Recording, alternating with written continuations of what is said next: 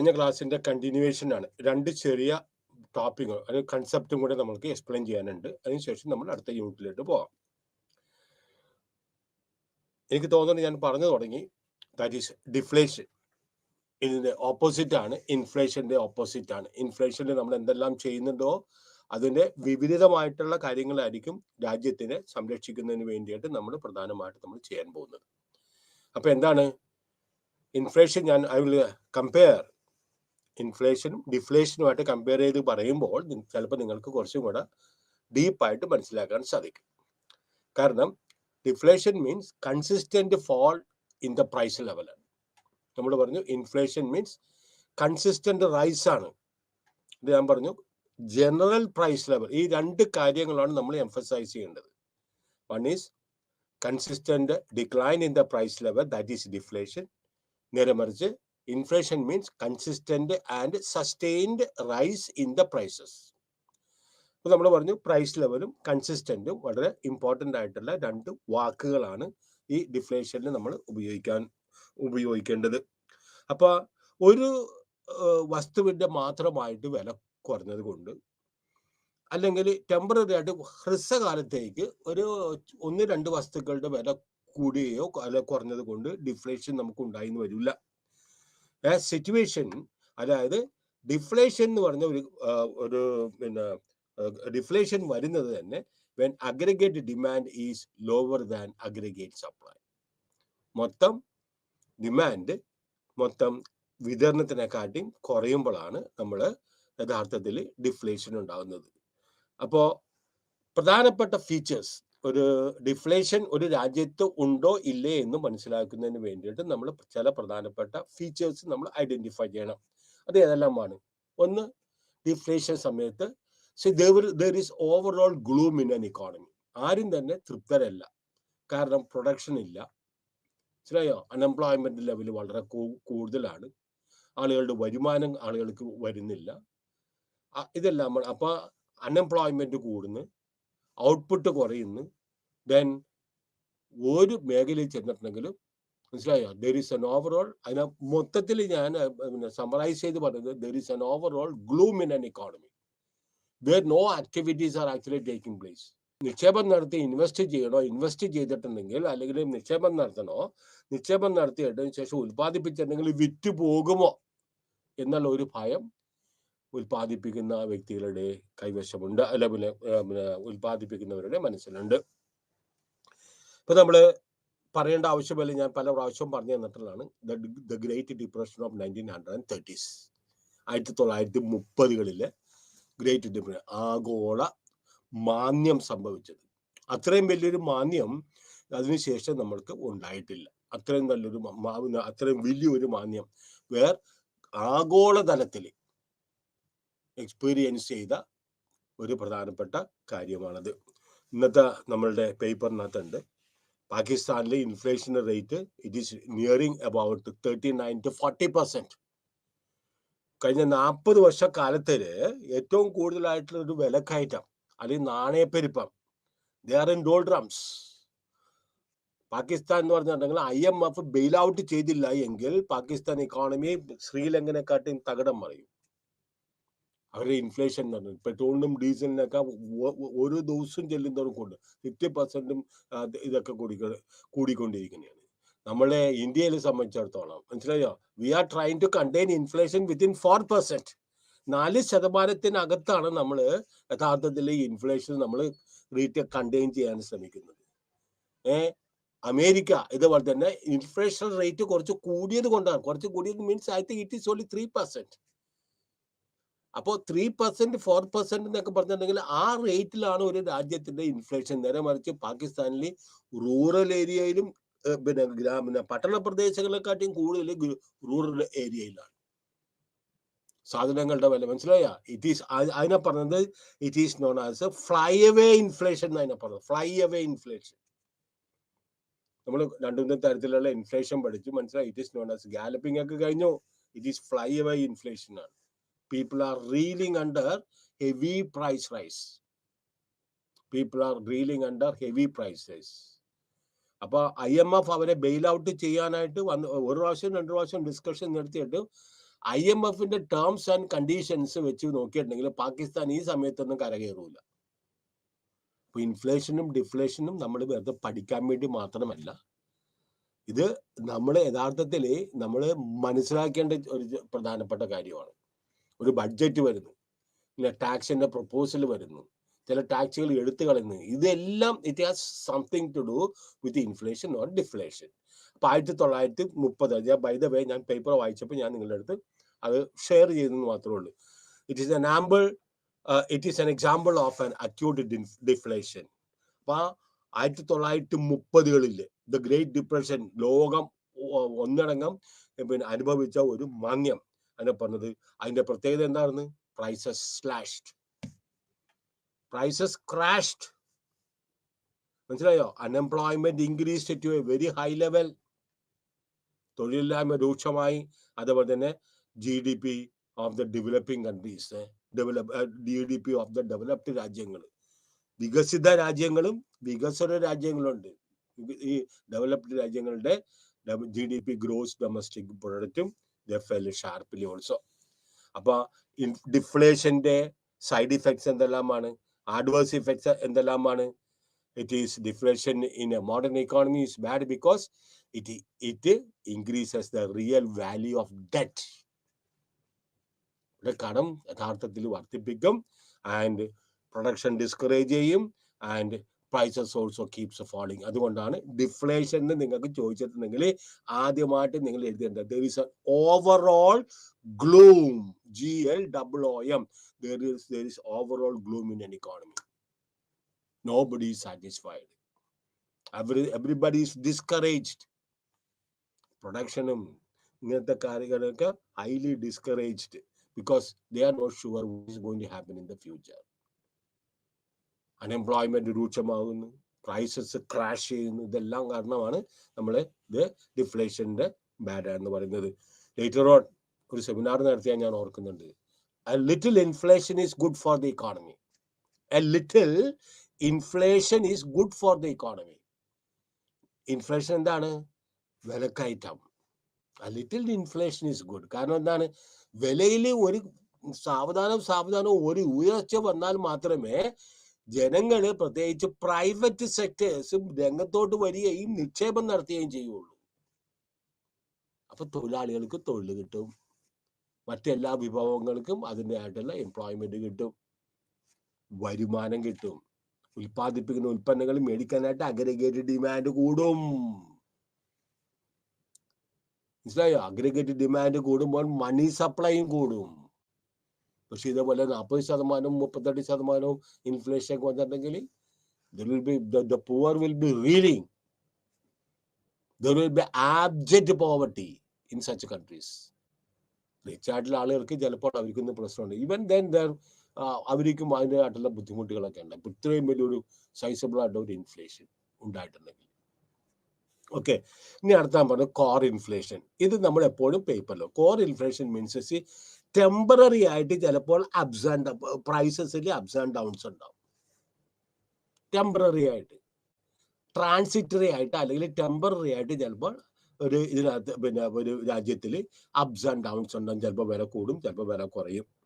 അപ്പൊ after removing the transitory, after removing, this is very important, after removing the transitory or temporary price volatility is known as core inflation. ഒരു പത്രത്തിൽ അല്ലെങ്കിൽ government inflation ഉദ്ദേശിക്കുന്നത് core inflation ആണ്. ഇടക്കാലത്തുള്ള അല്ലറ ചില്ലറ വിലക്കയറ്റങ്ങളും വിലക്കുറവുകളൊക്കെ അത് മാറ്റി നിർത്തിക്കൊണ്ട് രാജ്യത്തിന്റെ പിന്നെ ഇൻഫ്ലേഷൻ കണക്കാക്കുന്നതന്നെയാണ്. If temporary price shocks are taken into account, നമുക്ക് ടെമ്പററി പ്രൈസ് ഷോക്സ് എടുത്തിട്ടുണ്ടെങ്കിൽ നമുക്ക് വ്യക്തമായിട്ട് ഒരു കറക്റ്റ് ആയിട്ട് ഒരു ഇൻഫ്ലേഷന്റെ ഇത് കിട്ടുകയില്ല. We will not be able to estimate the overall inflation numbers. And therefore ഇതിന്റെ ബുദ്ധിമുട്ട് യഥാർത്ഥത്തിൽ എന്തുമാത്രം ഇൻഫ്ലേഷൻ ഉണ്ട്, യഥാർത്ഥത്തിൽ to eliminate this possibility, core inflation is considered as to assess actual inflation by removing the temporary shocks and volatility. Core inflation പേപ്പറിൽ വരും, അല്ലെങ്കിൽ ന്യൂസിൽ വരും. കോർ ഇൻഫ്ലേഷൻ ഇപ്പൊ ഇത്രയാണ്, അതായത് maybe temporary ups and downs ഉണ്ടാവും. അതൊക്കെ മാറ്റി നിർത്തിക്കൊണ്ട് ആ ഒരു ഏകദേശം ഒരു പിന്നെ ലീനിയർ മോഡലിൽ അവർ പിന്നെ ഇൻഫ്ലേഷൻ കണക്കാക്കുന്നതിന് വേണ്ടി നമ്മൾ പറയുന്നത് കോർ ഇൻഫ്ലേഷൻ. അപ്പൊ ഈ കോർ ഇൻഫ്ലേഷൻ എന്ന് പറഞ്ഞിട്ടുണ്ടെങ്കിൽ എങ്ങനെയാണ് കാൽക്കുലേറ്റ് ചെയ്യുന്നത്? On the basis of prices, on the basis of the price increase in manufactured products and therefore they exclude food products. നിങ്ങൾക്കറിയാതെ ഞാൻ പറഞ്ഞില്ലേ, ഒരു ലോറി വന്നില്ലെന്ന് വെച്ചുകൊണ്ട് വില കയറും. പ്രത്യേകിച്ച് കേരളത്തിലെ പോലത്തെ ഒരു കൺസ്യൂമർ സ്റ്റേറ്റ് ആണ്. നമ്മളിവിടെ കൃഷി നടത്തുന്നുണ്ട്, കൃഷിക്ക് വേണ്ടിയിട്ട് കുറെ പൈസ മാറ്റി വെക്കുന്നുണ്ട്. പിന്നെ നമ്മളുടെ ക്ഷീര കർഷകർക്ക് വേണ്ടിയിട്ട് കുറെ പൈസ മാറ്റി വെക്കുന്നുണ്ട്, കൃഷിക്ക് വേണ്ടിയിട്ട് പ്രോത്സാഹിക്കുന്നു പറഞ്ഞിട്ടുണ്ടെങ്കിലും ഒരു 2 ദിവസം അടുത്ത സംസ്ഥാനങ്ങളിൽ നിന്ന്, ബാംഗ്ലൂരിൽ നിന്നോ അല്ലെങ്കിൽ കർണാടകയിൽ നിന്നോ ആന്ധ്രയിൽ നിന്നോ അല്ലെങ്കിൽ തമിഴ്നാട്ടിൽ നിന്നോ ലോറി വന്നില്ല എങ്കിൽ, പച്ചക്കറി ലോറി വന്നില്ല എങ്കിൽ ഇവിടെ പിറ്റേ ദിവസം തൊട്ട് വില കയറാൻ തുടങ്ങും. അത് മുതലെടുക്കും. എന്തെങ്കിലും പ്രശ്നം മതി. ഏറ്റവും കൂടുതൽ അഫക്റ്റ് ചെയ്യാൻ പോകുന്ന, പ്രത്യേകിച്ച് കാരണം വെച്ചാൽ വി ഡോണ്ട് പ്രൊഡ്യൂസ് മച്ച്. നമ്മുടെ ജനസംഖ്യ അനുസരിച്ചൊന്നും കാര്യമായിട്ടൊന്നും നമ്മൾ ഈ കേരളത്തിലെ ജനസംഖ്യ അനുസരിച്ച് കാര്യമായിട്ടൊന്നും ഉൽപ്പാദിപ്പിക്കുന്നില്ല. എല്ലാ സ്ഥലത്തും വെട്ടി നിരത്തി അവിടെ സ്കൈ സ്ക്രേപ്പേഴ്സ് അല്ലെങ്കിൽ അമ്പരച്ചുംബികളും ഉണ്ടാക്കിക്കൊണ്ടിരിക്കുന്നത്. അപ്പോൾ അതനുസരിച്ച് പ്രൊഡക്ഷൻ കുറയുകയും ചെയ്യും. അപ്പോൾ അതുകൊണ്ടാണ് നമ്മൾ പറയുന്നത്, നമ്മൾ ഫുഡ് ആർട്ടിക്കിൾസിന്റെ പ്രൈസസിന് depending upon the variations, climatic വേരിയേഷനിലോ, ഒരു മഴയുണ്ട്, രൂക്ഷമായിട്ട് മഴയുണ്ട്, കൃഷിയൊക്കെ നശിച്ചു, ഓട്ടോമാറ്റിക്കായിട്ട് കാർഷിക ഉൽപ്പന്നങ്ങളുടെ വില ഗണ്യമായിട്ട് കൂടുകയും ചെയ്യും. അത് ഒരാഴ്ച കഴിയുമ്പോൾ അത് സാധാരണ നോർമലൈസ് ചെയ്യുകയും ചെയ്യും. അപ്പൊ അങ്ങനെ ടെമ്പററി ആയിട്ടുള്ള അല്ലെങ്കിൽ ട്രാൻസിറ്ററി തന്നെ പറഞ്ഞത്, ടെമ്പററി ആയിട്ടുള്ള അല്ലെങ്കിൽ ട്രാൻസിറ്ററി ആയിട്ടുള്ള ഘടകങ്ങൾ നമ്മൾ മാറ്റി നിർത്തിക്കൊണ്ട് ഇൻഫ്ലേഷൻ കണക്കാക്കുന്നതിന് നമ്മൾ പറയുന്നത് കോർ ഇൻഫ്ലേഷൻ. സാധാരണ ഇൻഫ്ലേഷൻ എന്നും നമ്മൾ ഉദ്ദേശിക്കുന്നതും ഗവൺമെന്റ് ഉദ്ദേശിക്കുന്നതും പേപ്പറിൽ നമ്മൾ വരുമ്പോൾ വായിക്കുന്നതും എല്ലാം ഈ ഇൻഫ്ലേഷനാണ് നമ്മൾ പറയുന്നത് കോർ ഇൻഫ്ലേഷൻ. അപ്പൊ ഏതൊക്കെയാണ്? അഗ്രികൾച്ചറൽ കമ്മോഡിറ്റീസിന്റെ വില നമ്മൾ വ്യത്യാസം വരും. ഫ്യൂവൽ നമുക്കറിയാം, ഒരു സമയത്ത് ഓരോ ദിവസവും പെട്രോളിന്റെ വില കൂടിക്കൊണ്ടിരിക്കുന്നു. Now it has stabilized. പെട്രോളിന്റെ ഉൽപ്പന്നങ്ങളുടെ വില ഇപ്പൊ ഏകദേശം സ്റ്റെബിലൈസ് ചെയ്യാണ്. 3000 കോടി രൂപയായിട്ട് എല്ലാ ഓയിൽ കമ്പനികൾക്കും കൂടി ഗവൺമെന്റ് ഇത് സ്റ്റെബിലൈസ് ചെയ്യാൻ വേണ്ടിയിട്ട് യഥാർത്ഥത്തിൽ ഓയിൽ കമ്പനി ആയിരിക്കും കൊടുത്തത്. And energy, fuel and energy and food products. Okay, ഇപ്പൊ നമ്മൾ ഇൻഫ്ലേഷൻ കഴിഞ്ഞു. ഇനി അടുത്തതാണ് causes and effects of inflation. നമുക്കറിയാമല്ലോ ഇൻഫ്ലേഷന്റെ പ്രധാനമായിട്ടുള്ള കോസസ് എന്താണ്. അപ്പൊ രണ്ട് പ്രധാനപ്പെട്ട കാര്യങ്ങളാണ് നമ്മൾ പറഞ്ഞു. The price of a commodity is determined on the basis on the level of where supply equals to demand. ഏത് വസ്തുവിന്റെ വില നിശ്ചയിക്കുന്നത് 2 market forces, they are supply and demand. ഏതാണ് ഏറ്റവും കൂടുതലായിട്ട് ഇത് സ്വാധീനം ചെലുത്തുന്നത് എന്ന് പറഞ്ഞിട്ട് ഒരു ആഡം സ്മിത്ത് 2 ഉദാഹരണങ്ങൾ തന്നിട്ടുണ്ട്. ലൈക്ക് അവർ ജോ, നമ്മൾ ഭക്ഷണം ചെയ്യുമ്പോൾ ഏത് ജോയാണ് കൂടുതലായിട്ട് വർക്ക് ചെയ്യുന്നത്? മുകളിലത്തെ ജോയാണോ താഴത്തെ ജോയാണോ? മുകളിലത്തെ താടിയാണോ താഴത്തെ താടിയാണോ? മനസ്സിലായോ? അപ്പൊ അതുപോലെ തന്നെ ഒരു സിസർ വെച്ച് നമ്മൾ ഒരു തുണി കട്ട് ചെയ്യണേ, ഏതാണ് ഇമ്പോർട്ടന്റ്, ഏതാണ് കട്ട് ചെയ്യുന്നത്? രണ്ടും ഇത് ഇമ്പോർട്ടന്റ് ആണ്. ഒരു വസ്തുവിന്റെ വില നിശ്ചയിക്കുന്നതിന് വേണ്ടിയിട്ട് നമ്മൾ സാധാരണ എടുക്കുന്ന 2 മാർക്കറ്റ് ഫോഴ്സസ് ആണ് ഡിമാൻഡ് ആൻഡ് സപ്ലൈ എന്ന് പറയുന്നത്. അപ്പോ ഡിമാൻഡ് എക്സീഡ് ചെയ്യും, സപ്ലൈനെക്കാട്ടും കൂടുതലാണെങ്കിൽ എന്ത് ചെയ്യും? ആവശ്യക്കാർ കൂടുതലുണ്ട്, സപ്ലൈ കുറവേ ഉള്ളൂ, ഓട്ടോമാറ്റിക്കായിട്ട് പ്രൈസ് ഇൻക്രീസ് ചെയ്യും. നേരെ മറിച്ച് സപ്ലൈ ആണ് കൂടുതലും, ഡിമാൻഡ് ആവശ്യത്തിനെക്കാട്ടി കൂടുതൽ സാധനങ്ങൾ വിപണിയിലുണ്ട്, അത് ആളുകൾ ആരും തന്നെ കൂടുതലും മേടിക്കില്ല. എനിക്ക് ഒരു സെറ്റ് ആയിട്ടുള്ള ഇതുണ്ട്. Suppose I buy every day I buy 1 kilo of vegetables, അല്ലെങ്കിൽ 1 കിലോ ഓഫ് ഫ്രൂട്ട്സ്, അല്ലെങ്കിൽ 1 കിലോ ഓഫ് ഫിഷ്. അപ്പൊ കൂടുതലെന്ന് പറഞ്ഞാൽ 2 കിലോ മേടിക്കണമെങ്കിൽ വില കുറച്ച് കൊടുക്കണം. ഇന്നലത്തെ വിലക്ക് ഇന്നും 1 കിലോ മതിയെങ്കിൽ 2 കിലോ മേടിക്കണമെങ്കിൽ അവരെന്ത് ചെയ്യണം? വില കുറച്ച് കൊടുക്കണം. സപ്ലൈ സ്റ്റോറിലൊക്കെ പോയിട്ടുണ്ടെങ്കിൽ, സപ്ലൈക്ക് വേണ്ടി അല്ലെങ്കിൽ നമ്മുടെ ഈ സ്റ്റോറിലൊക്കെ പോയിട്ടുണ്ടെങ്കിൽ, പ്രൊവിഷൻ സ്റ്റോറിലൊക്കെ പോയിട്ടുണ്ടെങ്കിൽ ഈ സോപ്പിന്റെ ഒക്കെ ഇത് കണ്ടിട്ടുണ്ടാവും. 2 സോപ്പിന് പകരമായിട്ട് 3 സോപ്പ് വെക്കും. 2 സോപ്പിന്റെ വിലക്ക് 3 സോപ്പ് കൊടുക്കുന്നു. പക്ഷെ 2 സോപ്പിനെക്കാട്ടും വില കൂടുതലായിരിക്കും. അല്ലെങ്കിൽ 4 സോപ്പ് ഒന്നിച്ചു കൊടുക്കും. അപ്പൊ ഉദ്ദേശിക്കുന്നത് എന്താണ്? ഈ 4 സോപ്പ് ഒരാൾക്ക് വേണ്ട. Then why he is inclined to buy that? അത് മേടിക്കാനുള്ള കാരണം എന്താണ്? കാരണം ഇപ്പൊ മേടിച്ചാൽ എനിക്ക് കുറച്ച് ലാഭം കിട്ടും. Matter is one and the same. ഇപ്പൊ 3 എണ്ണം മേടിച്ചാൽ 3 എണ്ണത്തിന്റെ വിലയ്ക്ക് 4 എണ്ണം കിട്ടും. അപ്പൊ നമ്മൾ 3 എണ്ണം മേടിക്കും. അല്ലെങ്കിൽ നമ്മൾ ഒരു സോപ്പ് മാത്രമേ മേടിച്ചിട്ട് പോരുള്ളൂ. അങ്ങനെ എക്സ്ട്രാ പാക്കേജിൽ കൂടി അതിന്റെ ബെനിഫിറ്റ് കിട്ടുകയും ചെയ്യും. If either case the price adjustment take place to the demand and supply ആണ്. അപ്പൊ ഏതെങ്കിലും കാരണവശാൽ സപ്ലൈ കൂടുതലോ ഡിമാൻഡ് കൂടുതലോ, അല്ലെങ്കിൽ സപ്ലൈ കുറവും ഡിമാൻഡ് കൂടുതലും, അല്ലെങ്കിൽ ഡിമാൻഡ് കൂടുതലും സപ്ലൈ കുറവാണെങ്കിൽ the automatic price mechanism in such a way that the prices has got the tendency to settle. The prices has got a tendency to settle. Then the source of change in the case originates from the demand side, while in the case it originates from the supply side. ഇപ്പൊ ഞാനിപ്പോൾ നമ്മൾ പറഞ്ഞു തരാൻ പോകുന്നത് 2 പ്രധാനപ്പെട്ട causes ആണ് ഉള്ളത്. ഒന്ന് ഡിമാൻഡ് പുൾ അല്ലെങ്കിൽ ഡിമാൻഡ് സൈഡ് ഇൻഫ്ലേഷൻ എന്ന് പറയുന്നത്. ഇറ്റ് ഈസ് മോസ്റ്റ് കോമൺലി ആയിട്ട് അറിയപ്പെടുന്നത് demand pull inflation and cost push inflation. പിന്നെ പ്രത്യേകിച്ച് അസംസ്കൃത പദാർത്ഥങ്ങളുടെ വില കൂടുമ്പോൾ, വേജ് റേറ്റ് കൂടുമ്പോൾ, അതുപോലെ തന്നെ അസംസ്കൃത പദാർത്ഥങ്ങളുടെയൊക്കെ വില കൂടുമ്പോൾ, മനസ്സിലായോ, കോസ്റ്റ് പുഷ് ഇൻഫ്ലേഷൻ ആണ്. കോസ്റ്റാണ്. കോസ്റ്റ് ഓഫ് പ്രൊഡക്ഷൻ വർദ്ധിക്കുമ്പോൾ അതനുസരിച്ച് സാധനത്തിന്റെ വില കയറ്റിവെക്കും. മനസ്സിലായോ? Cost of production, wage rate, സാധനങ്ങളുടെ വില കയറുമ്പോൾ trade unions are very very powerful. They will demand more wages. ഒരു മനുഷ്യനും മനസ്സിലായോ അവരുടെ പോക്കറ്റിൽ നിന്ന് കൊടുക്കില്ല. ഒരു പ്രൊഡ്യൂസറും അവരുടെ പോക്കറ്റിൽ നിന്ന് കൊടുക്കില്ല. That will be passed on to the consumers. ഇപ്പൊ GST വന്ന് ആര് കൊടുക്കണം? നമ്മൾ കൊടുക്കണം. ഇവിടെ കിടന്ന് വലിയ പെട്രോളിന് ഇപ്പൊ സെസ് കൂട്ടി 2 രൂപ ആര് കൊടുക്കണം? നമ്മൾ കൊടുക്കണം.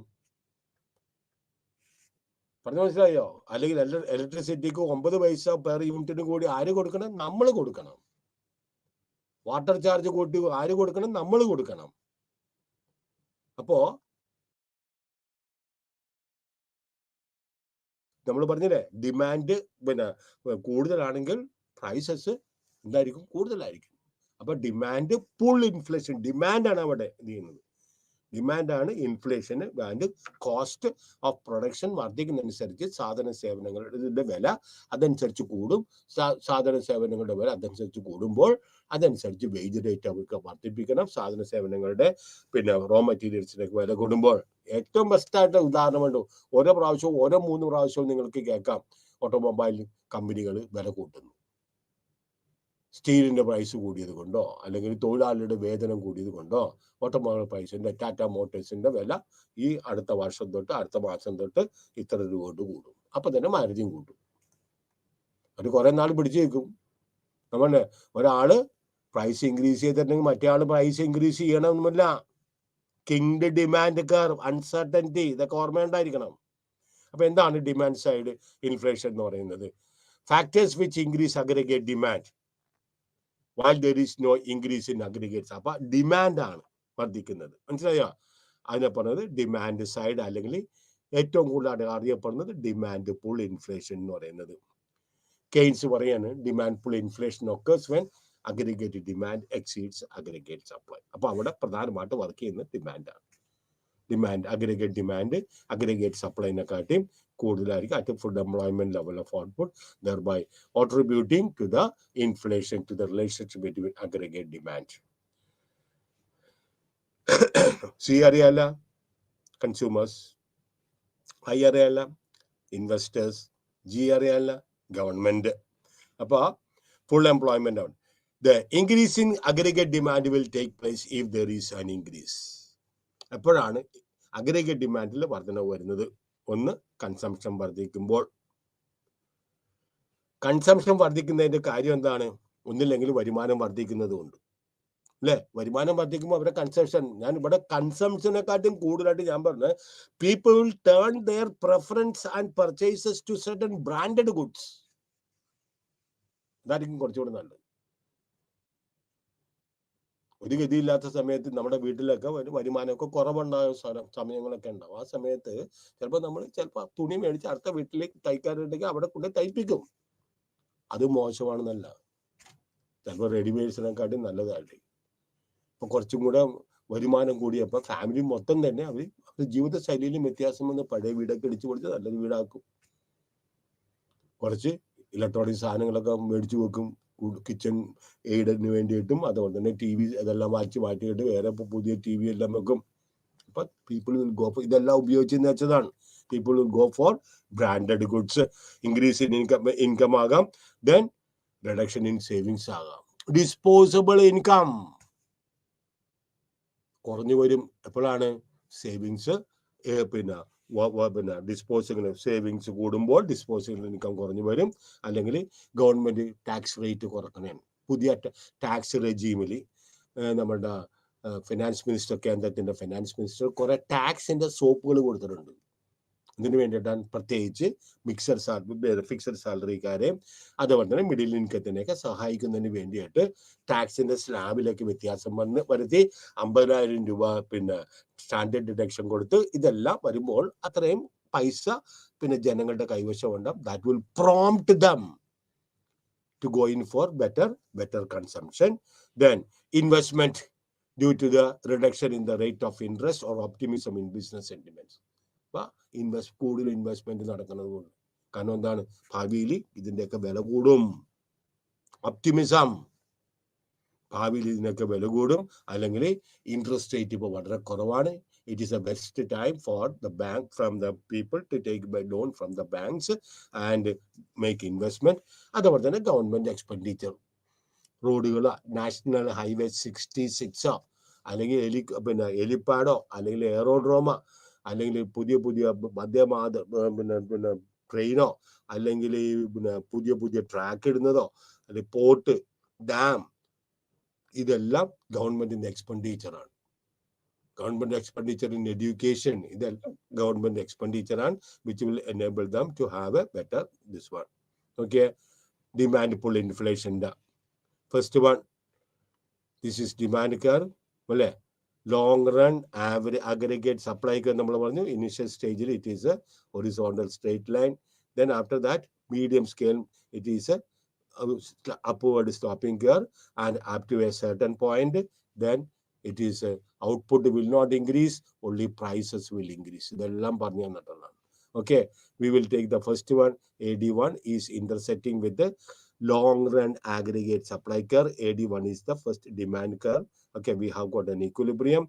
P1 is the price and O1 Y1 is the demand. Then demand കൂടുന്നതാണ്, supply remaining almost the same. Then therefore we have got a new equilibrium, that is Y2, and the price increase is only little bit from P1 to P2. Then we go to the third one, AD3. It is intersecting with the long run average aggregate supply curve, and we have got a new equilibrium. Then our demand is, or real output is OY3, and എന്താണ് price, okay, real one is OY3, and the price there is an increase of only this much. Okay, then comes എന്താണ് AD4. ഇവിടെ price there is a sizable increase in price. Output does not increase. Output has reached only this one, from Y3 to YEE. Then the final one, that is AD5, and we have got a new equilibrium, and the price is coming, is going from P3 to P4. But you see, there is only at the equilibrium of AD5 and long run average supply curve, there is only an increase in price, but there is no increase in output. Why? Because the output at AD4 is YEE, and AD5 is also YEE. YFE, and AD4 YFE, അതുപോലെ തന്നെ AD5 YFE. here, okay, since it is in the horizontal, okay, Y1, the price increase is only this much. Okay, Pinna, when it is going to Y3, the price increase is, there is no much of price increase because P2 P3 ഉള്ള വിലയിൽ കാര്യമായിട്ടുള്ള വ്യത്യാസമൊന്നുമില്ല. It is almost reaching this particular point. ഇതാണ് നമ്മൾ, അതായത് ഒരു പരിധി കഴിഞ്ഞതിന് ശേഷം പ്രൈസ് മാത്രമേ വ്യത്യാസം ഉണ്ടാവുള്ളൂ, പക്ഷെ ഇത് പിന്നെ അഗ്രിഗേറ്റ് ഔട്ട്പുട്ടിൽ കാര്യമായിട്ടുള്ള വ്യത്യാസമൊന്നും ഉണ്ടാകുന്നില്ല. This is known as, this is an example of a demand pull inflation. Remember the Keynesian work. ഇത് നമ്മൾ പറഞ്ഞു കഴിഞ്ഞു. Figure 8.1, Y1 is the underutilization. അല്ലേ?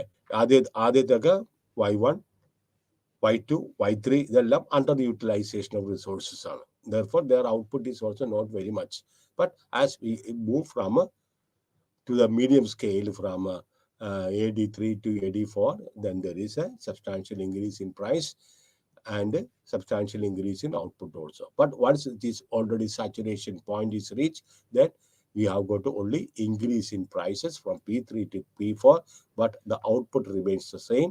YFE is the output. This is what is it. Further increase in government spending. Appa, you should note that there is no increase in price. Further increase in government spending, however, would result in increase in output and prices. The government, if they come into the market and start spending more in the market, then it would result in increase in output. And once there is an increase in output, the people will demand for more money wages, and money wages means it will also increase the prices. So, except in the AD curve from 2 to 3 and all these things I have already explained, some production, etc. In the supply side inflation. What is the supply side inflation? That means the supply is creating or is exerting more pressure on the equilibrium. What is the basic cause of inflation? It is the supply side factors. What are the supply side factors which cause more and more inflation, such as increase in the wage rate or unexpected rise in the raw materials prices? Cost push inflation is usually regarded as a wage inflation process, as wages constitute a substantial part of the cost of production. അപ്പോൾ cost എന്താണ് വർദ്ധിക്കുന്നതിന് ഒരു പ്രധാനപ്പെട്ട കാര്യം അല്ലേ? Raw മെറ്റീരിയൽസിന്റെയും മറ്റ് ഘടകങ്ങളുടെ എല്ലാം മറ്റ് ഉൽപാദന ഘടകങ്ങളുടെയൊക്കെ കാര്യങ്ങൾക്ക് വലിയ വ്യത്യാസമൊന്നും വരുന്നില്ല. പക്ഷേ ഏറ്റവും കൂടുതലായിട്ട് ഈ സപ്ലൈയെ സ്വാധീനിക്കുന്ന ഒരു പ്രധാനപ്പെട്ട ഘടകം ഞാൻ പറഞ്ഞു കഴിഞ്ഞു, that is wages. It constitute a substantial part of the cost of production. കാരണം എന്താന്ന് പറഞ്ഞാൽ സാധനങ്ങളുടെ വില കൂടുമ്പോൾ വേജ് പാക്ട് ഉണ്ടാവും. അതുകൊണ്ടാണ് ഞാൻ നേരത്തെ നിങ്ങളുടെ അടുത്ത് പറഞ്ഞ പോലെ ഈ ട്രേഡ് യൂണിയൻസും എംപ്ലോയേഴ്സും തമ്മിൽ ഒരു വേജ് ആൻഡ് ഒരു ലോങ് ടേം വേജ് കോൺട്രാക്ട് ഉണ്ടാവും. ആ ലോങ് ടൈം വേജ് കോൺട്രാക്റ്റിന് കൊണ്ട് മുമ്പായിട്ട് തന്നെ ഇങ്ങനെ വില കൂടുമ്പോൾ അവർ വീണ്ടും പ്രഷറൈസ് ചെയ്യും. ഇന്ററിം റിലീഫ് കൊടുക്കാൻ പറയും, ഇടക്കാല ആശ്വാസം കൊടുക്കാൻ പറയും. ശമ്പള കമ്മീഷൻ ഇനി 5 വർഷത്തോട്ടേക്ക് അവർക്ക് ഇടക്കാല ആശ്വാസം കൊടുക്കാൻ പറയും. അതിന് വേണ്ടിയിട്ടാണ് ഒരു DA ക്ഷാമബത്ത എന്ന് പറഞ്ഞ കാര്യം അവർ കൊടുക്കുന്നത്. എല്ലാ വർഷവും ഇന്ത്യയിൽ, മറ്റു രാജ്യത്തിൽ എനിക്ക് ഐ നോട്ട് ഷുവർ, ഇന്ത്യയിൽ 2 പ്രാവശ്യം ജാനുവരി മാസത്തിലും ജൂലൈ മാസത്തിലും 2 പ്രാവശ്യം അവർ ക്ഷാമബത്ത പ്രഖ്യാപിക്കും. അത് സ്ഥിരം ജോലിക്കാർക്ക് മാത്രമേ ക്ഷാമബത്ത പ്രഖ്യാപിക്കുമ്പോൾ കിട്ടുള്ളൂ. അൺഓർഗനൈസ് സെക്ടറിൽ ജോലി ചെയ്യുന്നവർക്ക് ഇതൊന്നും കിട്ടിയൊന്നുമില്ല. മനസ്സിലായോ? അപ്പോ 2 പ്രാവശ്യം അവർ അതിന് ക്ഷാമബത്ത ഡിക്ലെയർ ചെയ്യുന്നതിന്റെ ഒരു പ്രധാനപ്പെട്ട ഘടകം അതെന്താണത്? ഇൻഫ്ലേഷൻ റേറ്റ് ആണ്. പ്രത്യേകിച്ച് കോസ്റ്റ് പുഷ് ഇൻഫ്ലേഷൻ റേറ്റ്. ഇപ്പൊ ട്രേഡ് യൂണിയൻസ് വളരെ വളരെ പവർഫുൾ ആണ്. they will clamor for bargain, clamor for higher wages, and if the increase in wage rate is the same as the growth in the productivity, then the average cost of wage rate increase ചെയ്യുന്ന പോലെ അല്ലെങ്കിൽ prices cost of production increase ചെയ്യുന്ന പോലെ wage റേറ്റും increase ചെയ്തിട്ടുണ്ടെങ്കിൽ വലിയ പ്രശ്നമൊന്നും സമൂഹത്തിന് ഉണ്ടാവില്ല. പക്ഷേ എപ്പോഴും സംഭവിക്കുന്ന കാര്യം എന്താണ്? ട്രേഡ് യൂണിയൻസ് ഇപ്പൊ ഒരു ദിവസത്തെ സമരമൊന്നുമില്ല. കഴിഞ്ഞ ഈ ഇതൊരു ദിവസം ഈ കഴിഞ്ഞ 30-31 ബാങ്ക് സമരം, 4 ദിവസമാണ് ബാങ്ക് സമരം ഉള്ളത്. യഥാർത്ഥത്തിൽ 2 ദിവസമേ ഉള്ളൂ. കാരണം സാറ്റർഡേ സൺഡേ, 4th സാറ്റർഡേ ആണ്, സാറ്റർഡേ സൺഡേ അവർക്ക് അവധിയായിരുന്നു. അതിനുശേഷം മൺഡേ ട്യൂസ്ഡേ ആയിരുന്നു. അപ്പൊ 4 days ആണ്. The economy will come to a standstill. അവർക്കാരും ചില എസെൻഷ്യൽ ആയിട്ടുള്ള ചില ഭാഗങ്ങളുണ്ട്. ബാങ്ക് സേ ഫോർ എക്സാമ്പിൾ, അതേപോലെ തന്നെ railway say for example, India നിശ്ചലമാക്കി കളയും. ATM വെച്ചേക്കുന്ന പൈസയൊക്കെ ആദ്യത്തെ ദിവസം തന്നെ അവർ എടുത്ത് തീർത്തു. പിന്നെ പൈസ നേരത്തെ സ്മാർട്ട് ആയിട്ടുള്ള ആള് നേരത്തെ പൈസ എടുത്തു കൊടുത്താൽ അവരുടെ കയ്യിൽ പൈസ ഉണ്ടാവും, ഇല്ലെങ്കിൽ പൈസ ഉണ്ടാവില്ല. അപ്പൊ അങ്ങനെയുള്ള കാര്യങ്ങൾക്ക് ട്രേഡ് യൂണിയൻസ് വളരെ വളരെ പവർഫുൾ ആണ് ഹയർ വേജസിന് വേണ്ടിയിട്ട്. And it is not matched by ഉൽപാദനം വർദ്ധിപ്പിച്ചത് കൊണ്ടല്ല അവർക്ക് വേജ് റേറ്റ് അവർക്ക് കൂടുന്നത്. And therefore the cost of production യഥാർത്ഥത്തിൽ ഇൻക്രീസ് ചെയ്യുന്നു. അപ്പൊ ഈ സിറ്റുവേഷനിൽ producers increase the prices of the goods and services they produce. വളരെ പവർഫുൾ ആയിട്ടുള്ള ഒരു യൂണിയൻ അവർക്ക് കൂടുതൽ വേജസ് വേണം എന്ന് പറഞ്ഞാൽ അവർ മേടിച്ചിരിക്കും. ആദ്യം ഒരു നോട്ടീസ് സ്ട്രൈക്കിന് നോട്ടീസ് കൊടുക്കും, 1 day കൊടുക്കും, പിന്നെ അനിശ്ചിതമായിട്ട് കൊടുക്കുമ്പോൾ somehow the government have to come to terms with this powerful militant trade unions. This kind of inflation is known as wage push inflation അല്ലെങ്കിൽ cost push inflation എന്ന് പറയുന്നത്. The workers, faced with an inflation in the economy, often demand a rise in the wage rate. ഇതാണ് ഇതിന്റെ പ്രധാനപ്പെട്ട കാര്യം. അപ്പോൾ cost of production അതനുസരിച്ച് കൂടും. ആൻഡ് പ്രൊഡ്യൂസേഴ്സിന് അവരുടെ ഡിമാൻഡ് അവർക്ക് അംഗീകരിക്കാതിരിക്കാൻ പറ്റുകയില്ല. അപ്പോൾ കോസ്റ്റ് ഓഫ് പ്രൊഡക്ഷൻ കൂടുന്നതനുസരിച്ച് firms also start increasing the price of the product. ഞാൻ പറഞ്ഞ അവരുടെ കയ്യിൽ നിന്ന് ഒറ്റ പൈസ എടുത്ത് കൊടുക്കില്ല, ഒരു പൈസ എടുത്ത് കൊടുക്കില്ല. അവരെപ്പോഴും ആ വില വർധനവ് എന്താണെന്ന് പറഞ്ഞിട്ടുണ്ടെങ്കിൽ, അല്ലെങ്കിൽ വേജ് വർധനവ് എന്താണ്, that will pass on to the product and that will be passed on to the consumers. Further, ഇനി ചില സമയത്ത് കമ്പനികൾ ചിലപ്പോൾ അവരുടെ ഉൽപ്പന്നങ്ങളുടെ വില കൂട്ടും. എന്തിനു വേണ്ടിയാണ്? അവരുടെ ലാഭത്തിന്റെ വിഹിതം, അല്ലെ? തൊഴിലാളികൾ 5 രൂപ വെച്ച് കൂട്ടാൻ പറഞ്ഞിട്ടുണ്ടെങ്കിൽ അവർ 8 രൂപ വെച്ച് കൂട്ടും. സാധനത്തിന്റെ വില കാരണം എന്താണ്? എന്നിട്ട് തൊഴിലാളികളെ പഴിയാരും അവരുടെ ഉൽപ്പന്നത്തിന്. അപ്പൊ ആ പേരും പറഞ്ഞിട്ടുണ്ട്, ഈ തൊഴിലാളികളുടെ പേരും പറഞ്ഞിട്ടുണ്ട് അവർക്ക് 3 രൂപ ഒരു ഉൽപ്പന്നത്തിന് ലാഭം കിട്ടുകയും ചെയ്യും. Which they will not reveal. When the prices of goods and services increase, workers demand higher wages to compensate for price rise. This process is called wage induced inflation. Okay. Equilibrium price. This is AD aggregate demand and AS1 aggregate supply. And what happened? Okay. Price is in equilibrium at a point E when we have got OP1 price and OY demand. ഏതെങ്കിലും കാരണവശാല് price P1 നിന്ന് P2 വർദ്ധിക്കുന്നേ, what will happen? മനസ്സിലായോ? Supply decrease ചെയ്യും.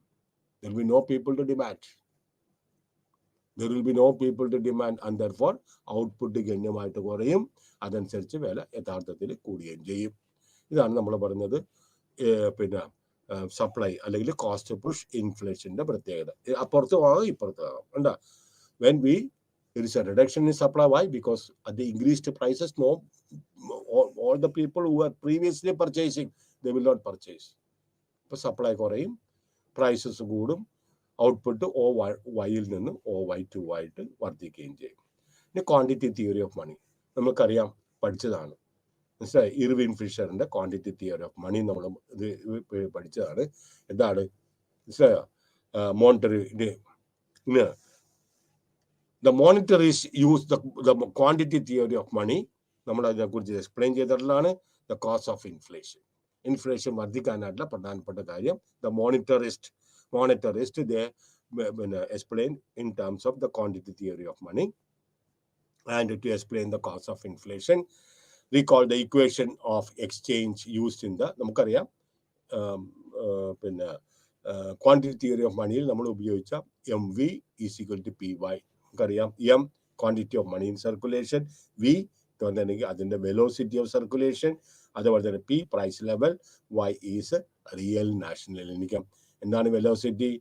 ഒരു ദിവസം അല്ലെങ്കിൽ ഒരു പ്രത്യേക കാലയളവിൽ ഒരു യൂണിറ്റ് ഓഫ് മണി എന്തുമാത്രം യഥാർത്ഥത്തിൽ കൈമാറ്റം നടക്കുന്നുണ്ട്, അല്ലെങ്കിൽ ഒരാളിൽ നിന്ന് മറ്റൊരാളിലേക്ക് കൈമാറ്റം നടത്തുന്നുണ്ടോ, അതിനെയാണ് നമ്മൾ പറയുന്നത് വെലോസിറ്റി ഓഫ് മണി. ഒരു 100 രൂപ നോട്ട് ചായക്കടയിൽ കൊണ്ട് നമ്മൾ രാവിലെ കൊണ്ട് കൊടുക്കും, നമ്മുടെ ബ്രേക്ക്ഫാസ്റ്റ് കഴിക്കണേ, അല്ലെങ്കിൽ അതിനകത്ത് ലോക്കർ അത് പിന്നെ അദ്ദേഹത്തിന്റെ വലിപ്പിൽ വെക്കണമെന്ന് ചിലപ്പോൾ അദ്ദേഹം അതെടുത്തിട്ട് മീൻ കച്ചവടക്കാരന് കൊടുക്കും, മീൻ കച്ചവടക്കാരൻ കൊണ്ട് പച്ചക്കറിക്കാരന് കൊടുക്കും, പച്ചക്കറിക്കാരൻ കൊണ്ട് വേറെ ആൾക്കൊണ്ടേ കൊടുക്കും, വേറെ ആൾ കൊണ്ട് മറ്റേ ആൾക്കൊണ്ടേ കൊടുക്കും. അങ്ങനെ വരുമ്പോൾ ഒരു ദിവസം ആ 100ന്റെ നോട്ട് 10 പേരുടെ കയ്യിൽ കൂടി അത് പാസ് ചെയ്യണമെങ്കിൽ, വെറുതെ പാസ് ചെയ്യല്ല, നമ്മൾ ഇത് കളിക്കാനല്ല, മനസ്സിലായോ?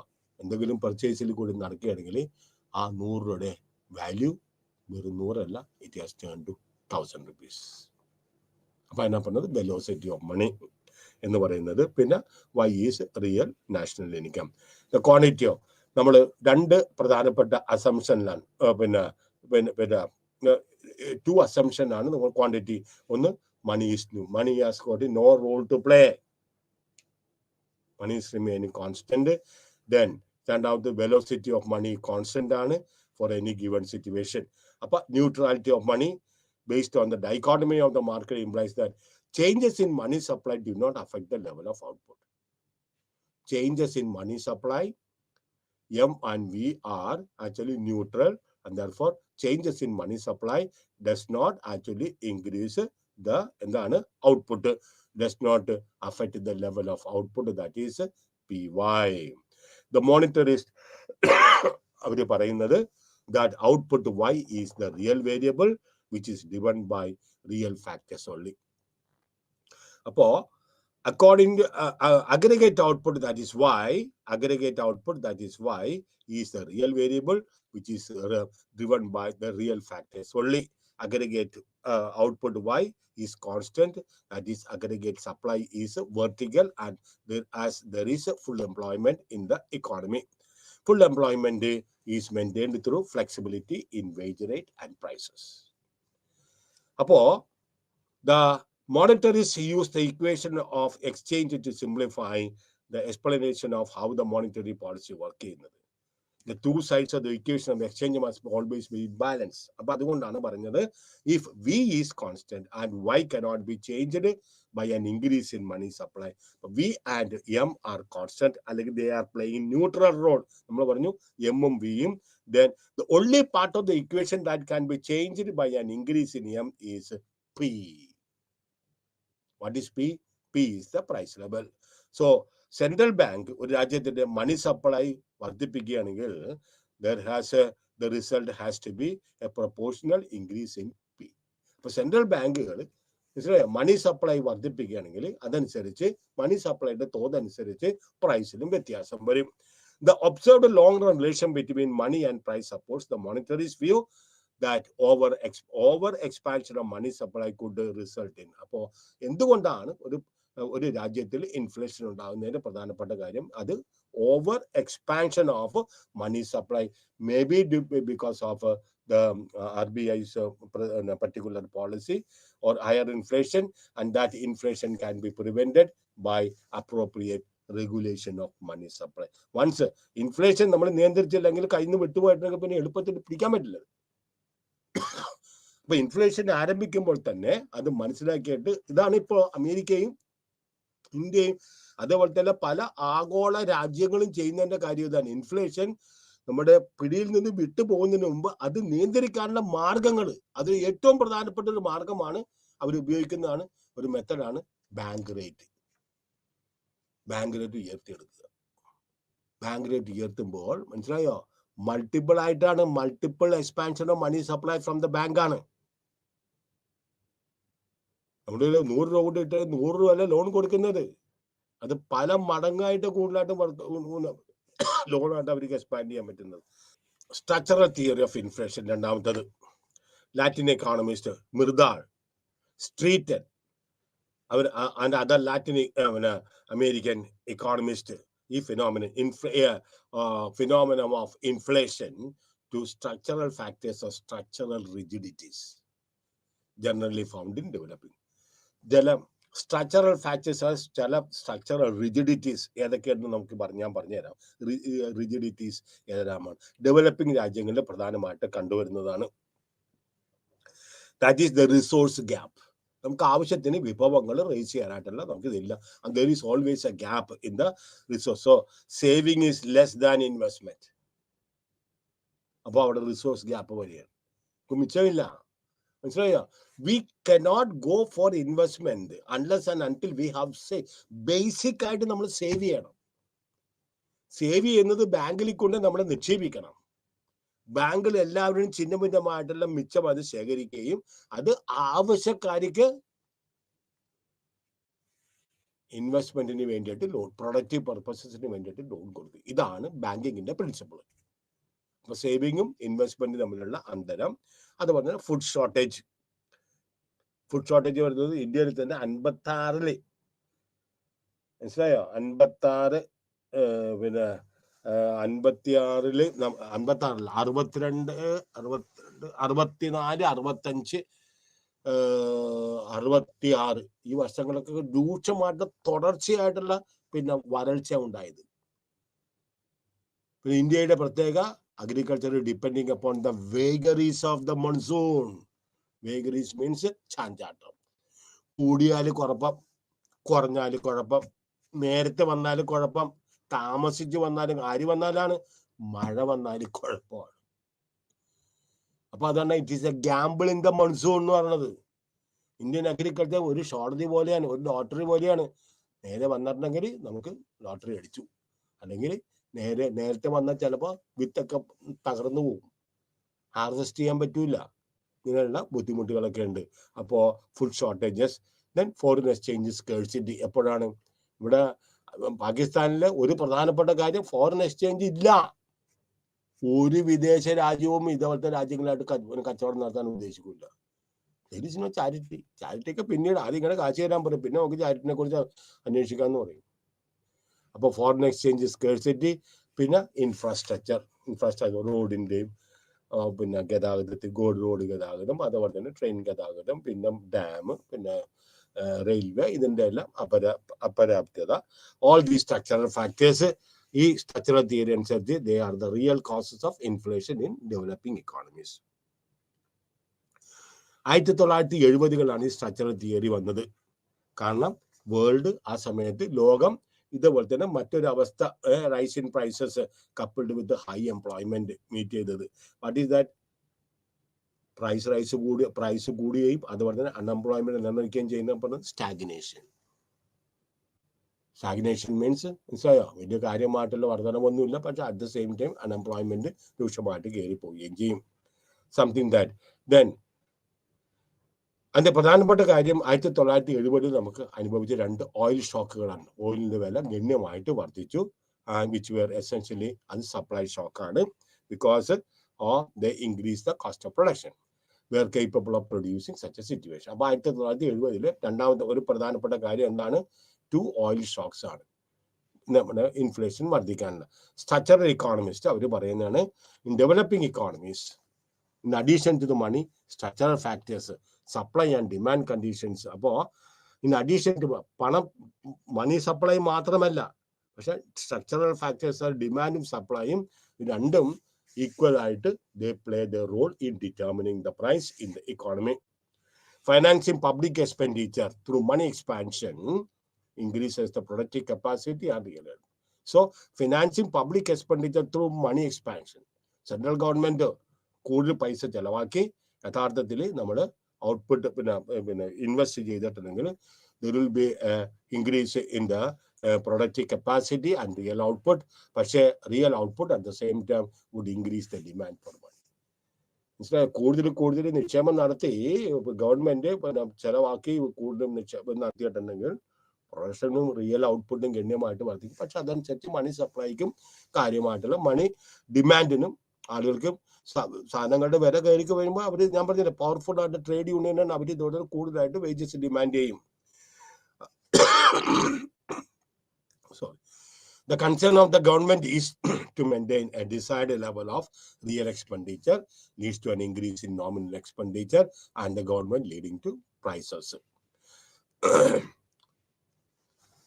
ഇത് വലിയ കൂടുതലായിട്ട് ക്രിറ്റിസിസം ഉണ്ടെങ്കിലും we should not deny that supply of goods and services matters. മനസ്സിലായോ?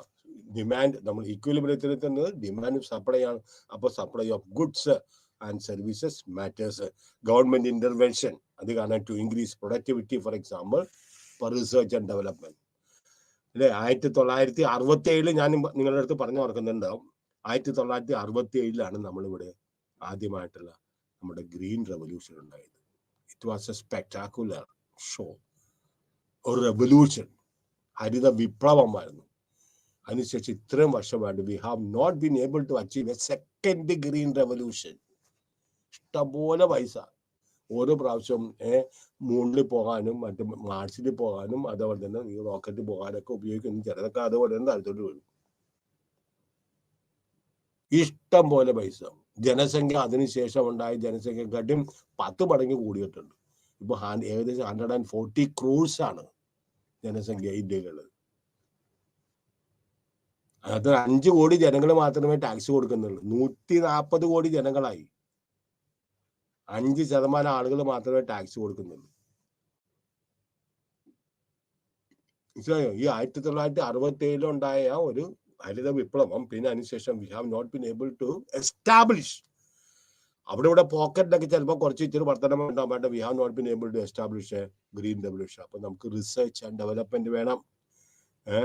അപ്പൊ ഒരു പരിധി വരെ നമുക്ക് ഇൻഫ്ലേഷൻ നമുക്ക് ഇത് ചെയ്യാൻ പറ്റും.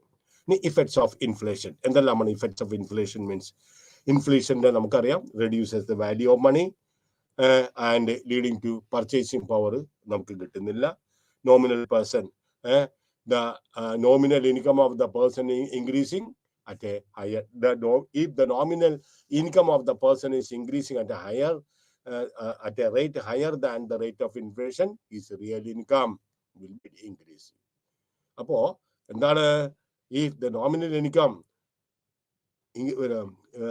increasing at the rate higher than the rate of inflation റേറ്റിൽ കൂടുതലാണ് അയാളുടെ വരുമാനം, നോമിനൽ ഇൻകം വർദ്ധിക്കുകയാണെങ്കിൽ വലിയ കാര്യമായിട്ടുള്ള ബുദ്ധിമുട്ടൊന്നുമില്ല. On the other hand nominal income of A person is increasing at inflation 10% അദ്ദേഹത്തിന്റെ പിന്നെ നോമിനൽ അദ്ദേഹത്തിന്റെ വരുമാനത്തിന്റെ വർദ്ധിക്കുന്നതിന്റെ തോത് 8% ആണെങ്കിൽ 2% ഗ്യാപ്പ് വരുന്നതാണ്. അപ്പൊ അത് എന്താണ് ഗ്യാപ്പ് വരുമ്പോൾ എന്താണ് പറയുന്നത്? ഈ പറഞ്ഞിരിക്കുന്ന വ്യക്തിക്ക് പഴയ പോലെ അദ്ദേഹത്തിന്റെ കൺസംഷൻ ലെവല് അദ്ദേഹത്തിന് നിലനിർത്തിക്കൊണ്ട് പോകാൻ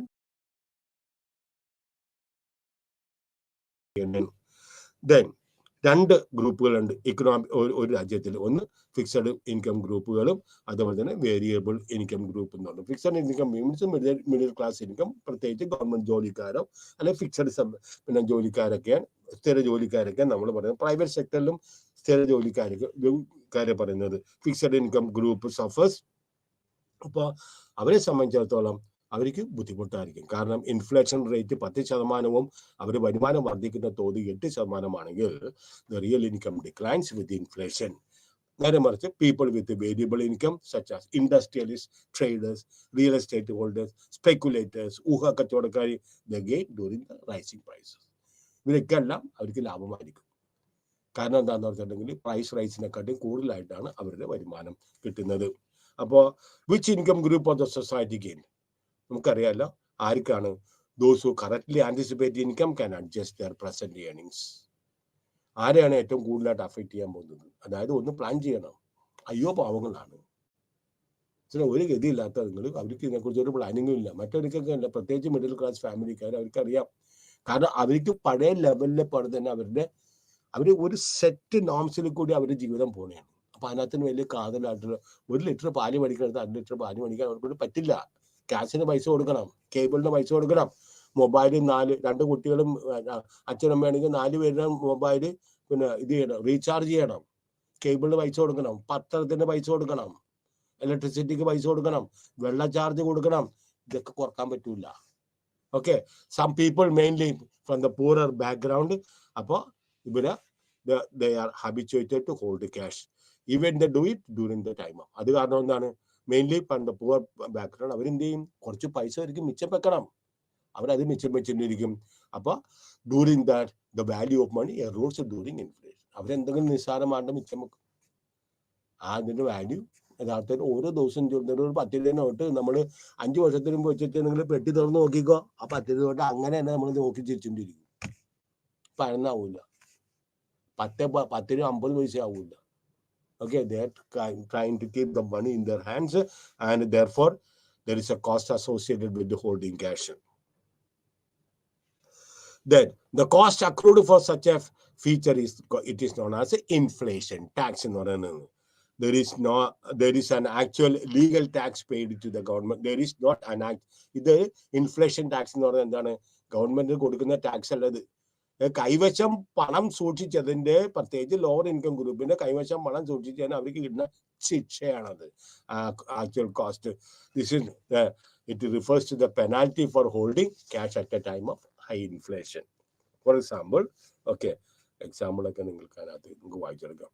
If an investor is holding securities, the real estate and other assets, the effect of inflation may be negligible. കാരണം അത് കാര്യമായിട്ട് അദ്ദേഹത്തിന് സാധിക്കുന്നില്ല. ഇനി ആരൊക്കെയാണ്? Debtors and creditors. Okay, debtor means കടം മേടിക്കുന്ന ആള്, ക്രെഡിറ്റേഴ്സ് മീൻസ് കടം കൊടുക്കുന്ന ആള്. ഡെറ്ററിനെ സംബന്ധിച്ചിടത്തോളം എന്താണ്? Debtors gain and creditors lose when prices rise. മനസ്സിലായോ? അതുകൊണ്ടാണ് ഡെറ്റേഴ്സ് ഗെയിൻ. കടം മേടിച്ചിരിക്കുന്ന ആളുകള് എപ്പോഴാണ് പൈസ മൂല്യം കൂടുതലുള്ള, പണത്തിന്റെ മൂല്യം കൂടുതലുള്ള സമയത്താണ് പൈസ കടം മേടിച്ചിരിക്കുന്നത്. പിന്നീട് കൊടുക്കുമ്പോൾ അതിന്റെ മൂല്യം ഇൻഫ്ലേഷൻ കൊണ്ട്, നാണയപ്പെരുപ്പം കൊണ്ട് കുറയണ സമയത്താണ് അവര് കൊണ്ട് കൊടുക്കുകയാണെങ്കിൽ മനസ്സിലായോ, ക്രെഡിറ്റേഴ്സിന് നഷ്ടമാണ്. 10 വർഷം മുമ്പ് കൊടുക്കാനുള്ള പൈസ എപ്പോൾ കൊണ്ടുവന്ന് കൊടുത്തിട്ടുണ്ടെങ്കിൽ നിങ്ങൾക്കറിയാം അതിന്റെ വാല്യൂ എത്രയാണെന്ന് അറിയാം. അതുപോലെ തന്നെ real income. On the other hand creditors lose. Creditors lose എന്താ നമുക്കറിയാം. ബാങ്ക് ലോണൊക്കെ 30 വർഷം 40 വർഷമൊക്കെ കൊടുക്കുമ്പോൾ 8% ബാങ്ക് കൊടുക്കുമ്പോൾ 40 വർഷം കഴിയുമ്പോൾ ഈ പണമൊക്കെ വെറുതെ ചുരുട്ടിക്കൂട്ടി ചിലപ്പോൾ ആളുകൾ വീഡിയോ വലിക്കാൻ വേണ്ടിയിട്ട് ചിലപ്പോൾ ഉപയോഗിക്കുന്നുണ്ട്. അത്രയും മൂല്യം ഉണ്ടാവുള്ളൂ. അതുകൊണ്ടാണ് പല ആളുകളും ലോൺ എടുത്ത്, ബാങ്കിന് ലോൺ കിട്ടാൻ പറ്റുമെങ്കിൽ ലോൺ എടുത്തുകൊണ്ട് നിങ്ങൾ വീട് വെക്കാൻ പറയുന്നു. കാരണം ലോങ് ടേമിൽ നിങ്ങൾക്ക് നല്ലൊരു വീട് വെക്കാം. നിങ്ങൾക്ക് അത് റീപേയ്മെന്റ് നിങ്ങൾക്ക് അത് ചിലപ്പോൾ അറിയില്ല. നിസ്സാരമാണ്. നിങ്ങൾ എങ്ങനെ ഏജിൽ എടുത്താണ് നിസ്സാരമായിട്ടുള്ള EMI, equated monthly instalment, EMI, equated monthly instalment കൊടുക്കുന്നു. അപ്പൊ ക്രെഡിറ്റേഴ്സ് നഷ്ടമാകും. ഫിക്സഡ് ഇൻകം ഗ്രൂപ്പിൽ ഞാൻ നിങ്ങളടുത്ത് പറഞ്ഞ പോലെ ഒരു രക്ഷയില്ല. കാരണം അവർക്ക് കിട്ടുന്നത് പൈസ അവർക്ക് അത് അതാത് സമയത്ത് കിട്ടും. പിന്നെ വർധനവനുസരിച്ച് അവർക്ക് യാതൊരു വിധത്തിലുള്ള വർധനവും ഇല്ല. സോ ഈ ഫിക്സഡ് സാലറിക്കാരൻ ഏറ്റവും കൂടുതലായിട്ട് കാരണം സ്ട്രഗിൾ ചെയ്യുന്നത്. മിഡിൽ ക്ലാസ് ഫാമിലീസും അതുപോലെ സഫർ ചെയ്യുന്നത്. ഇതുകൊണ്ടാണ് ഈ പ്രാവശ്യത്തെ ബഡ്ജറ്റിൽ ഏറ്റവും കൂടുതൽ ടാക്സ് ഇനത്തിൽ ഏറ്റവും കൂടുതൽ സഹായിച്ചിരിക്കുന്നത് നമ്മുടെ ഇവരെയാണ്. The workers lose because by the time the wage are high, the cost of living index has increased further. അപ്പോൾ അവർ ക്ലാമർ ചെയ്യും. ട്രേഡ് യൂണിയനുകൾ അപ്പം തന്നെ നിങ്ങൾ വരുമ്പോൾ തന്നെ അവർ വേജസ് കൂട്ടിക്കൊടുക്കില്ല. അത് നോക്കട്ടെ, ഡിസ്കഷൻ ഒക്കെ 1 വർഷം കൂടി എടുക്കും. ആ സമയത്ത് അവർ കുറച്ചും കൂടെ കൂട്ടിക്കൊടുക്കും. കാര്യം എപ്പോഴും പിന്നെ നഷ്ടമാണ് അവർക്ക് വരുന്നത്. നേരെ മറിച്ച് moreover, if the workers have entered into a wage contract, they lose when the prices continue to rise during the period of contract. അപ്പൊ കോൺട്രാക്ട് എന്ന് പറയുന്നത് 10 വർഷത്തെ വേജ് അഗ്രിമെന്റ്. ആ 10 വർഷത്തെ ഇതൊരു സാധനങ്ങളുടെ വില കൂടിക്കൊണ്ട് വരുമ്പോൾ അവർക്ക് 10 പൈസ കൂട്ടി കൊടുക്കില്ല. കാരണം എഗ്രിമെന്റ് 5 വർഷം അവസാനിക്കുമ്പോഴായിരിക്കും ഇതിനൊരു കമ്മീഷൻ വെക്കുന്നത്. കമ്മീഷൻ റിപ്പോർട്ടിംഗ് കൊണ്ടുവന്ന് 2 വർഷം കഴിഞ്ഞിട്ടായിരിക്കും. അപ്പൊ 4 വർഷം കഴിയുമ്പോൾ ഇതിനെക്കുറിച്ച് പിന്നെ അവര് ആലോചിക്കുക. അപ്പൊ 14 വർഷത്തെ ഗ്യാപ്പിന് ശേഷമാണ് ഇവർക്ക് വേജസ് ഇൻക്രീസ് ചെയ്ത് കൊടുക്കുന്നത്. അതുപോലെ റെസിപ്പിയൻസ് ഓഫ് ട്രാൻസ്ഫർ പേയ്മെന്റ്സ്, നമുക്കറിയാലോ, pension, old age pension, unemployment benefit, social security interest, ഇവരെല്ലാം ഇതിന്റെ ഇൻട്രസ്റ്റിനെയാണ് they actually depend upon their incomes or such persons. ഇവർക്കും ഇതേപോലെ തന്നെ ട്രാൻസ്പോർട്ട് പേയ്മെന്റ്സ് കിട്ടുന്നവർക്ക്, പെൻഷൻ കിട്ടുന്നവർക്ക് അത് സ്ഥിരം കിട്ടുന്ന പോലത്തെ പെൻഷൻ കിട്ടും. സാധനങ്ങളുടെ വില കയറിപ്പം അവർക്കും നഷ്ടമാണ്. Traders and investors, proprietary income, ഇവരെല്ലാം പ്രൊഡ്യൂസേഴ്സ്, ട്രേഡേഴ്സ്, ഇവർക്കെല്ലാം ലാഭമാണ്. കച്ചവടക്കാർക്കൊക്കെ നാണയപ്പെരുപ്പം അല്ലെങ്കിൽ വിലക്കയറ്റം ഉണ്ടാകുന്ന സമയത്ത് അവർക്ക് ഭയങ്കരമായിട്ട് ലാഭം കിട്ടും. when the prices are rising, the value of their inventories, കാരണം എന്താണ്, goods in stock rise in the same proportion, so their profits go up and their sales go up. നമുക്കറിയാലോ, പിന്നെ ഇവരുടെ കച്ചവടക്കാരുടെ അല്ലെങ്കിൽ ഉൽപ്പാദിപ്പിക്കുന്ന ആളുകളുടെ ലാഭം അവർ വില കൂടി നിൽക്കുന്ന കാരണം കൂടുതൽ ഉൽപ്പാദിപ്പിക്കും, അതനുസരിച്ച് അവരുടെ ലാഭവും ഗണ്യമായിട്ട് സെയിൽസ് വിൽ ഗോ അപ്പ്. ട്രേഡേഴ്സിനും അതനുസരിച്ച് ലാഭമായിരിക്കും. പക്ഷേ but producers receive more profits in another way. ലാഭം കിട്ടുന്നത് ഉൽപ്പാദിപ്പിക്കുന്നവർക്കാണ്, കച്ചവടക്കാർക്കല്ല. Input prices did not increase in the same proportion as output prices. Output prices വർദ്ധിക്കുന്ന പോലെ തന്നെ ഇൻപുട്ടിന്റെ പ്രൈസ്, അതായത് ഇതിന്റെ ഈ മറ്റേ റോ മെറ്റീരിയൽസിന്റെ ഒക്കെ വില ഔട്ട്പുട്ട് വർദ്ധിക്കുന്ന പോലെ തന്നെ, ഔട്ട്പുട്ടിന്റെ വില വർദ്ധിക്കുന്ന പോലെ തന്നെ വർദ്ധിക്കുന്നില്ല. But that will rise, but it will take some time. കാരണം എന്താണ്, അതിന് ടൈം ലാഗ് ഉണ്ട്. So owners of real estate അവർക്ക് ഇതോടെ ഗെയിൻ ചെയ്യും. നാണയപ്പെരുപ്പം ഇൻഫ്ലേഷൻ കൂടുതലുള്ള സമയത്ത് അതനുസരിച്ച് അവരുടെ റിയൽ എസ്റ്റേറ്റിന് വ്യത്യാസങ്ങൾ വരികയും ചെയ്യും. അഗ്രികൾച്ചറിസ്റ്റ് നമുക്കറിയാമല്ല, landlords, peasant, land proprietors, landers, agriculture അവരുണ്ട്. ലാൻഡ് ലോഡ്സിന് നഷ്ടമാണ്, കാരണം അവർക്ക് സ്ഥിരമായിട്ട് കിട്ടുന്ന റെന്റ് മാത്രമേ അവർക്ക് ഇപ്പോഴും കിട്ടുകയുള്ളൂ. പെസന്റ് പ്രൊപ്പറൈറ്റേഴ്സിന് അവർക്ക് പിന്നെ സ്വന്തമായിട്ട് സ്ഥലം, ഭൂമി ഉണ്ടെങ്കിൽ അവർ അവരുടെ സ്വന്തം ഭൂമിയിൽ കൃഷി ചെയ്യുകയാണെങ്കിൽ they stand to gain. Then during the period, കാരണം എന്താണ്, ഈ ഇൻഫ്ലേഷൻ സമയത്ത് മാനുഫാക്ചറിങ് കോമ്മോഡിറ്റീസ് മാത്രമല്ല, prices of farm products also increase faster than the cost of production. Wage rate അതനുസരിച്ച്. ഇതിന് ലാൻഡ്ലെസ് അഗ്രികൾച്ചർ വർക്കേഴ്സാണ്. 3 തരത്തിലുണ്ട്. ഒന്ന് ലാൻഡ് ലോഡ്സ്, രണ്ടാമത് പ്രൊപ്പറൈറ്റർ, പെസന്റ് പ്രൊപ്പറൈറ്റേഴ്സ്, സ്വന്തമായിട്ട് കുറച്ച് ഭൂമി ഉണ്ടായിട്ട് അവിടെ തന്നെ അവർ കൃഷി ചെയ്യുന്നവരെ പറയുന്നത് പെസന്റ് പ്രൊപ്പറൈറ്റേഴ്സ്. പിന്നെ ലാൻഡ്ലെസ്, അവർക്കൊന്നുമില്ല, അവർക്ക് ആകെ സാധാരണ ജോലിക്കാരെ പോലെ മറ്റു ആളുകളുടെ ഏതെങ്കിലും വയലിൽ പോയി ജോലി ചെയ്യാനായിട്ട് പറ്റുള്ളൂ. അപ്പൊ ലാൻഡ്ലെസ് അഗ്രികൾച്ചർ വർക്കേഴ്സ് അവരെ സംബന്ധിച്ച് they are hard hit by the prices. കാരണം അവർക്ക് കൂലി കിട്ടുന്നുണ്ട്, പക്ഷെ കൂലി കിട്ടുന്നതനുസരിച്ച് അവർക്ക് ഇതാവില്ല.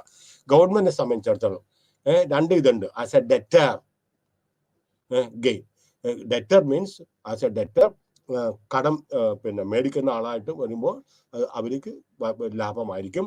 കാരണം interest rates on the government bonds R fixed and they don't cannot be raised according to the expected rise in prices. The household, however, stand to gain as taxpayers. വീട്ടുകാരുണ്ട്, taxpayers, and the taxes are paid with a lag and on income earned during the year, and such real values of taxes is reduced because of inflation. But tax pay ചെയ്യുന്ന households അവർക്ക് ലാഭമാണ്. Then net effects on the tax also while dealing with the government is complex. As creditors, the real value of their assets decline. As taxpayers, the real value of their assets decline during inflation. Then the cost of disinflation. Previously നമ്മൾ പറയുക എന്താണ്, sometimes leading to, നമുക്കറിയാം, high inflation is seen to have led to the discontent among people, sometimes leading to political instability. But exactly that is what is happening now in Pakistan. You will get the first hand information.